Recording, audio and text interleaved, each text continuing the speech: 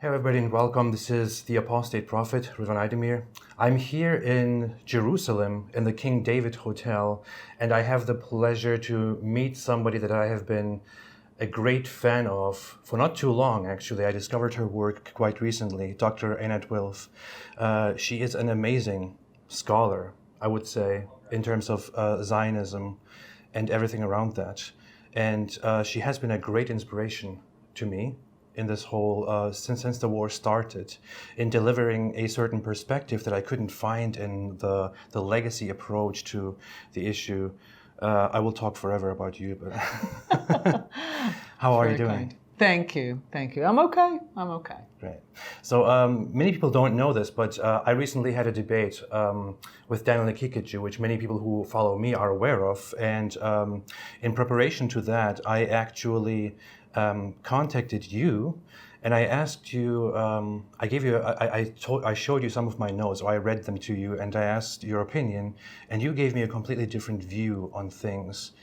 And I actually really changed my perspective going into that debate, and I'm very happy with that, which is why I'm even personally much more thankful to you. And one of the things that you changed my perspective on was what it really means to be a Jew. Mm-hmm.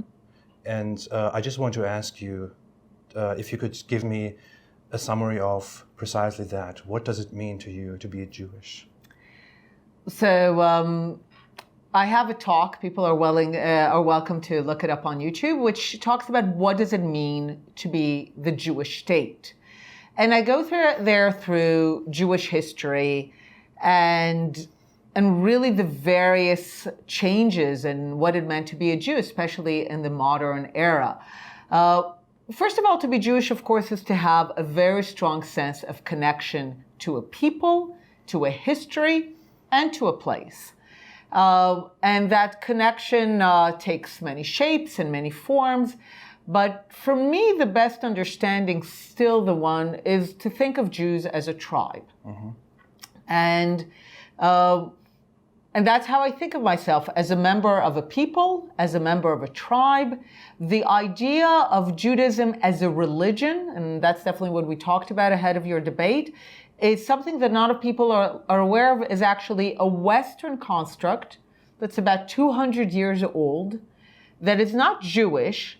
It came outside of Judaism and actually created the notion of Judaism as a religion, mm-hmm. as a faith, as something personal and private that does not involve any notion of collective loyalty. And it was designed in order to enable Jews to assimilate into the new collective ideas of the nation, mm-hmm. to be French, to be German, and like being Jewish at that moment was essentially stripped of the collective solidarity, of the collective identity of the tribe, in order to fit it into the nation. And that created a new way of being Jewish, which a lot of people mistake for the only way of mm-hmm. being Jewish, the one that has to do about faith. And on my Twitter handle, it says that I'm an atheist. And a lot of people, when they think that Jewish means religious, means faith, means belief, it doesn't make sense. And the reason that I emphasize it is precisely to challenge people's Western and pre-existing notions of what being Jewish is. But once you understand that being Jewish is first and foremost about belonging to a people with a history, with a language, with texts, with a connection to a place, then certainly since the 19th century, the question of whether or not you have a personal faith in God is almost, I wouldn't say marginal, but on a much different level than the question of your belonging to the people. Mm-hmm, mm-hmm. Your Twitter bio says feminist, atheist, Zionist. Yes. Exactly. Which is, I have that memorized. It's very catchy and very nice. Very, very good. So from there, it is quite evident that you have an approach that is more associated with a leftist or left-leaning position. And you were known in Israeli politics as a rather leftist figure and spokesperson. Have your views changed over time, especially over the last decades or decade, in terms of how to approach the conflict?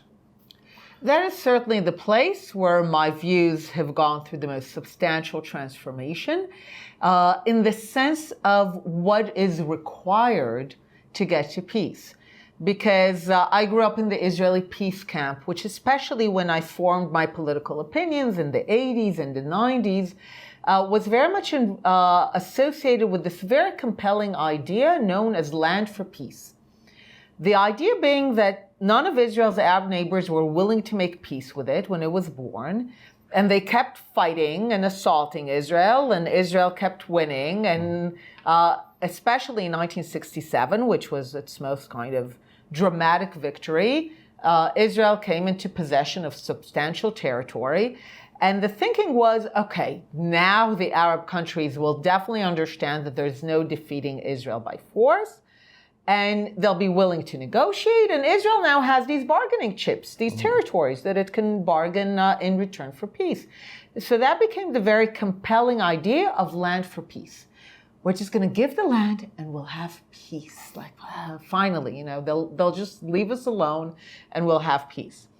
And for a while, it seemed a very compelling idea. This was the basis for negotiation with Egypt. We gave back the Sinai Peninsula. They gave us officially peace, not very peaceful, but yes.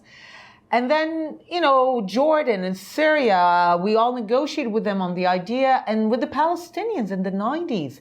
The idea was the Palestinians will get a state in the West Bank and Gaza, and we'll have peace, land for peace. Mm-hmm.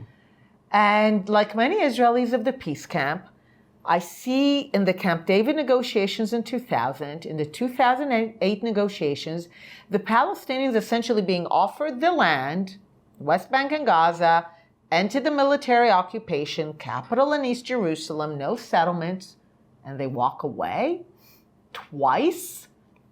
There were some other times too, but really those two times, they walk away and they follow it up with a campaign of violence. And there are no dissenting Palestinian voices who say, don't walk away, keep negotiating or get us our state. So at that point, I'm like, there must be something else going on. The Palestinians must want something else. And what I realized is that they've always told us what they wanted. We just didn't listen. Or when we listened, it sounded so crazy. We're like, nah, that's not serious. But they told us from the river, from the Jordan River, to the sea, to the Mediterranean Sea, Palestine will be free. Of what? Of a sovereign Jewish state in any part of the land. There is a line that you even just mentioned, leave us alone. Yes. That is stuck in my head. Tell me briefly about that. So I was recently in a talk in LA, and there were a lot of people there from the entertainment industry. And after my talk, one of them comes up to me and he says, look, I'm listening to all the slogans and the anti-Israel demonstrations, and they're all like, from the river to the sea, free, free Palestine, one solution, intifada, revolution. He was like, I'm in entertainment. This is very catchy. We have nothing, we sit in our vigils, we like sing Am Yisrael Chai. Like, so you know what? I have something for us. I told him, sure. He says, leave us alone. And I laughed and I thought, you know what? It's actually really good because it goes to something very deep. We really just want to be left alone. Mm-hmm. So take the West Bank, take Gaza. This is why we get out of Gaza in 2005. We tried negotiating. The Palestinians walked away. We're like, you know what? Even if you Palestinians are not going to say yes, we're just going to get out because we just want you to leave us alone. So we're getting out. It's something very, very deep that we just want to be left alone to build our state, to make it the best it can be, and they won't leave us alone. The disengagement from Gaza, I know there has been a lot of controversy on it, and even at that time it was among a part of the population and politics, it was a very unpopular move. But another part of the population thought this would be a path or a key to peace. What do you think, in retrospect, do you think it was a mistake to disengage from Gaza? So actually, the disengagement from Gaza was hugely popular. Okay. In fact, it was so popular that Sharon, after the disengagement, was on track to getting like the most votes of any party probably in Israeli history going back to the 50s. It was hugely popular precisely because of the leave us alone. You were like, good, we're getting out of it. They won't bother us anymore. Now, Sharon, and the idea was, we're getting out, and if they dare bother us, if they will continue to fight against us from Gaza, we'll fight back. So the issue is, and then Sharon went into a coma. So Sharon probably would have fought back, but the fact that Netanyahu has been essentially an appeaser ever since, where he never fought back. You had these occasional wars in Gaza, but they were always cut short. They never continued. Over the years, Netanyahu kind of began to almost look at Hamas as something with which he can accommodate. So the question is, was there an alternative whereby we get out of Gaza, but we make sure that Gaza doesn't threaten us? And that's a question for which I don't have a good answer. Mm-hmm. If you're saying that the only thing that could have happened is what happened, then of course it was a mistake. But was it the only way that we could have behaved after we got out of it? That's less clear. That brings to mind an issue that is currently arising. Israel is now fighting back because a massacre happened. I walk among the Israeli population today as I'm visiting Israel, and I see that I see the pain of that massacre in everyone's eyes. I hear it in the tone when people just speak. It is pretty brutal. But now that Israel is fighting back, there are a lot of misguided people in the world who immediately give the response that this is genocide, this is racism, and they even go as far as saying that Zionism is inherently a genocidal or a racist idea. Now, I read some of the records of the early, the founders of the State of Israel, and you find there clear, like discussions among them and the acknowledgement that Arabs will live in this country, that there will most likely be an Arab state alongside, and that they are working toward all of that. However, on the other side, there seems to be no acknowledgement of a Jewish state. I have two questions I want to ask. The first one in connection to this. When it comes to Zionism, what can you say in response to the ridiculous accusation that Zionism is inherently a racist, genocidal ideology?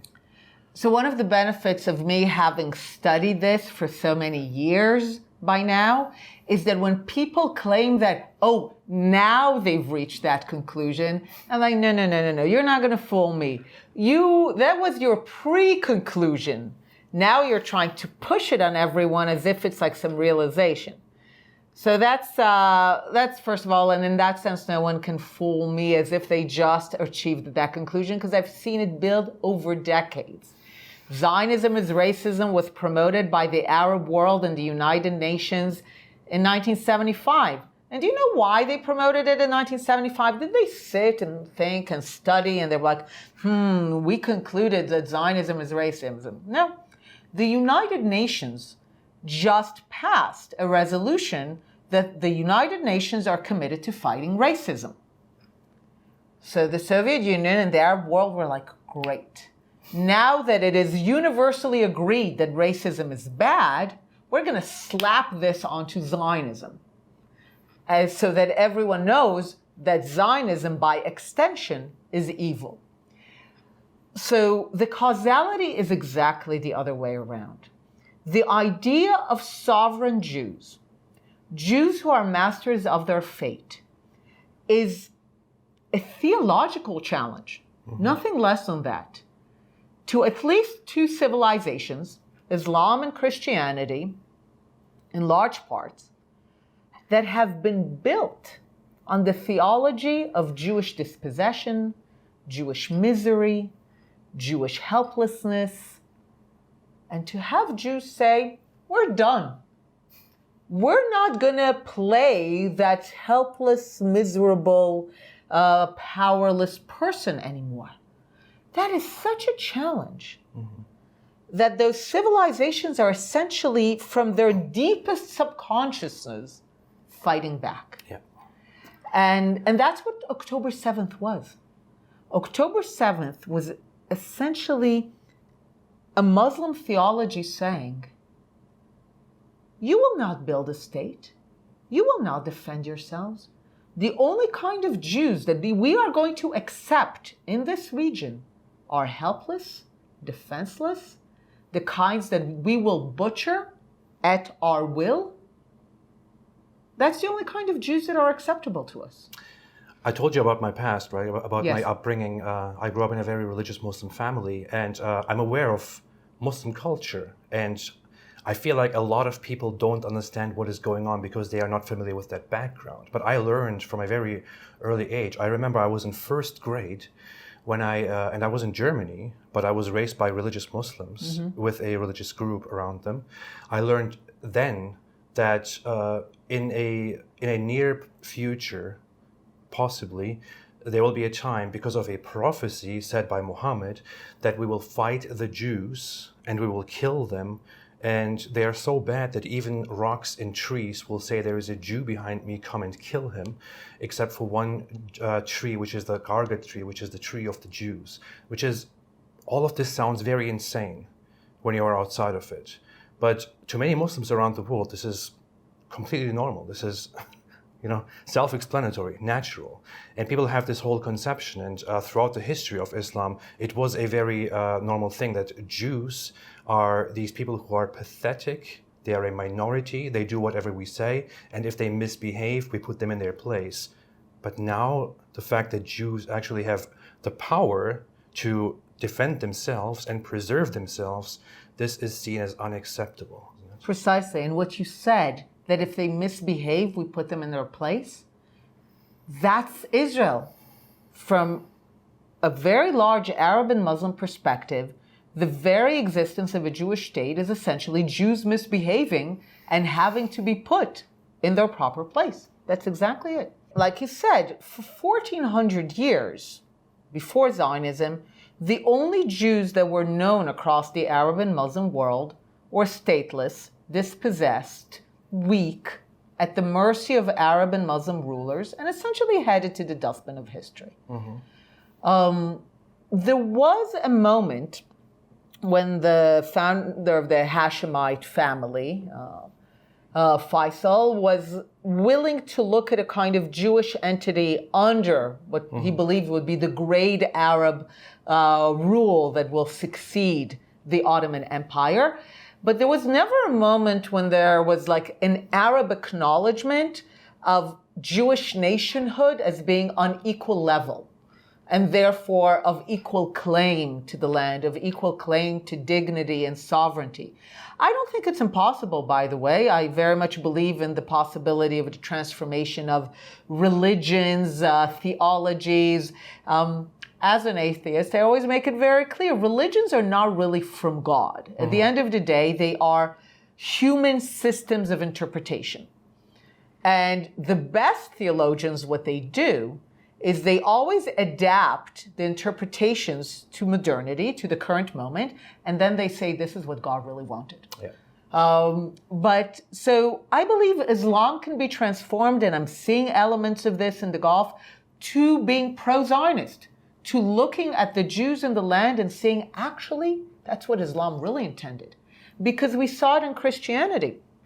Christianity, until the 17th century, is theologically opposed to Jews as equals, to Jews as sovereign, even more than Islam. Islam came 7 centuries later. Christianity is directly against the Jews. And in early Christianity, the dispossession, the ruin of the Jewish people is the proof that Christianity is the true path. So until the 7th century, that's very much a Christian idea. And then beginning with the Reformation, when people start to read the Bible directly.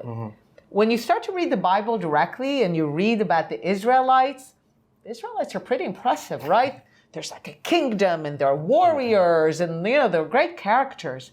So begins actually a transformation of looking at the Jews of Europe as the Israelites, rather than these miserable people.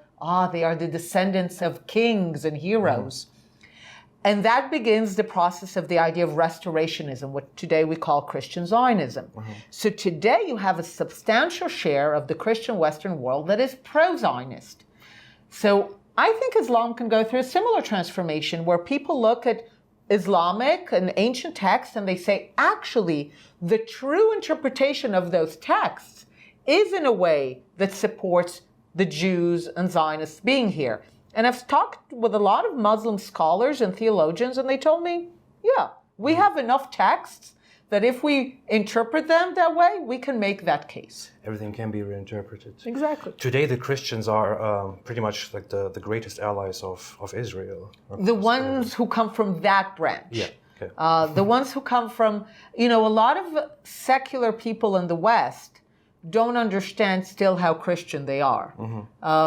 There's a great book by Tom Holland called Dominion, How Christianity Made the West, and he shows that even people who view themselves entirely secular, they still are they're a continuing secularized version of Christian ideals.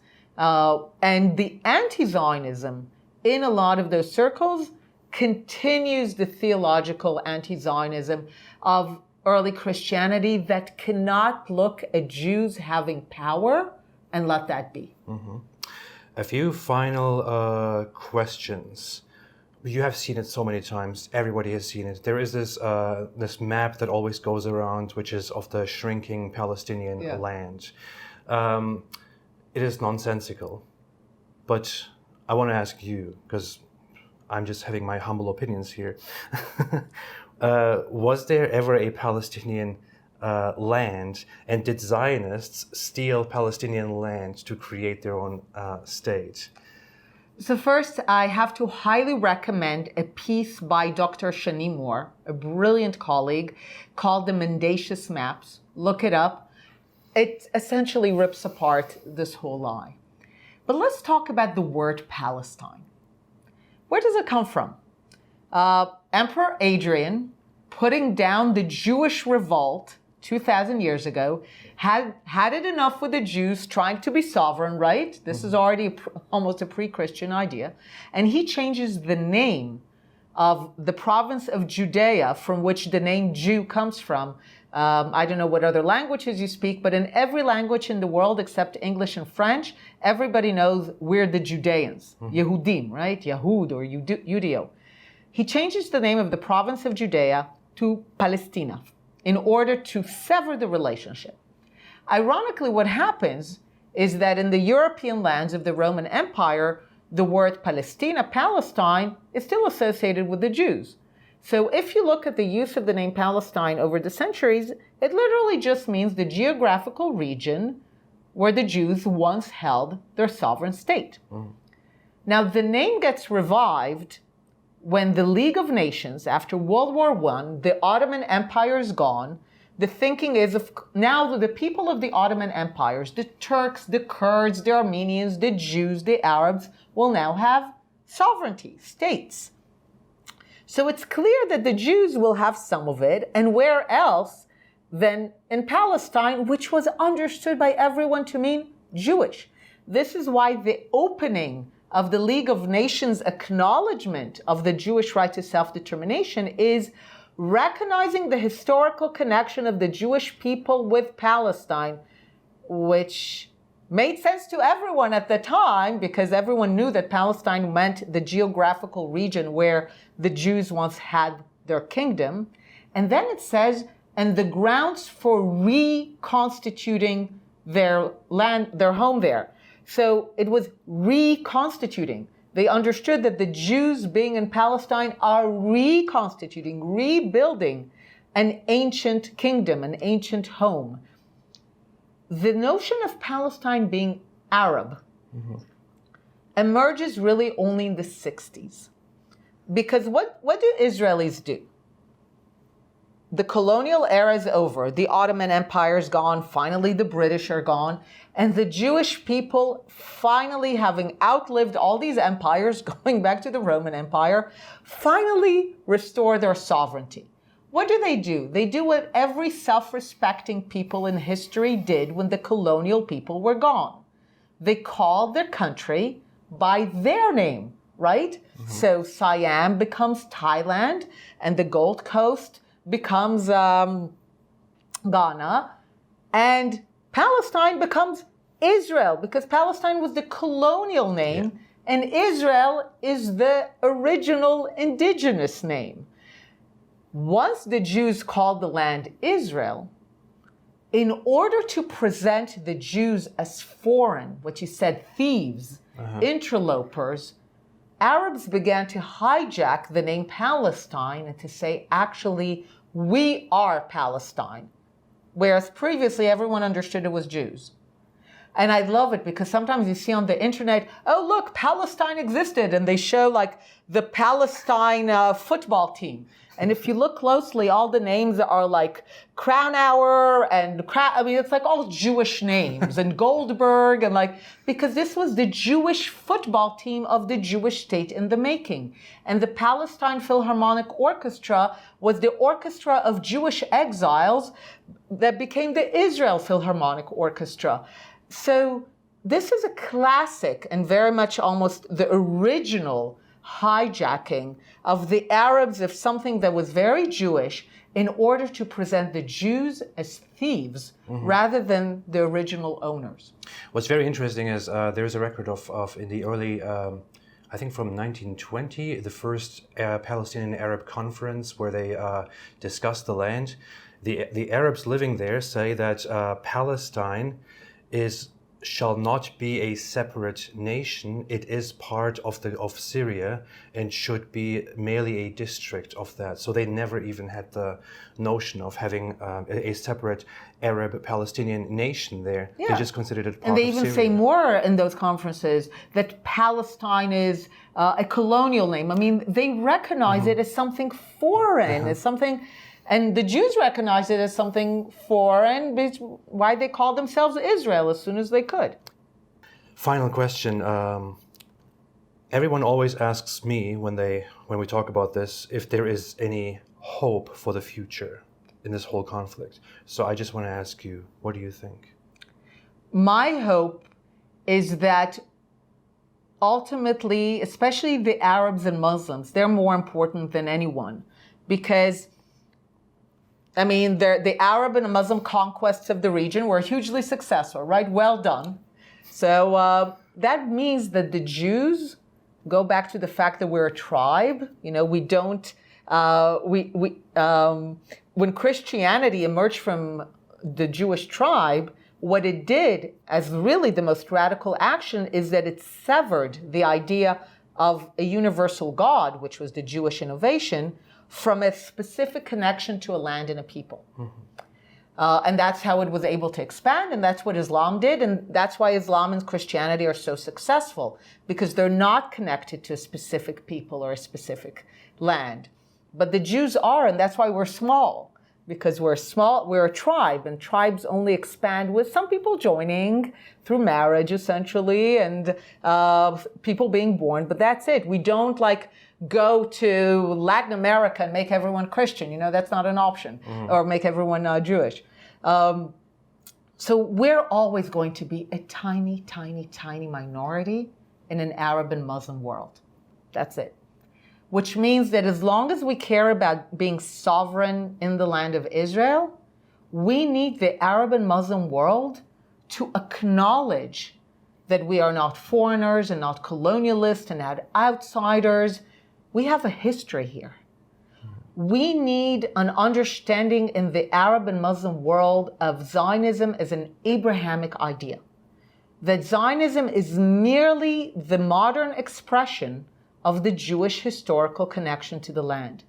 And as I said, I believe that the Arab and Muslim world are actually experiencing right now the beginning of a transformation, at least in some places, of this acknowledgement. And this is where I find hope. Thank you so much, Dr. Einat Wilf. I loved this. I admire you. I recommend everyone to read your books, to listen to your lectures, which I benefited from. And thanks everyone for watching. I will see you again. Share this, subscribe. Have a fantastic day. Until next time.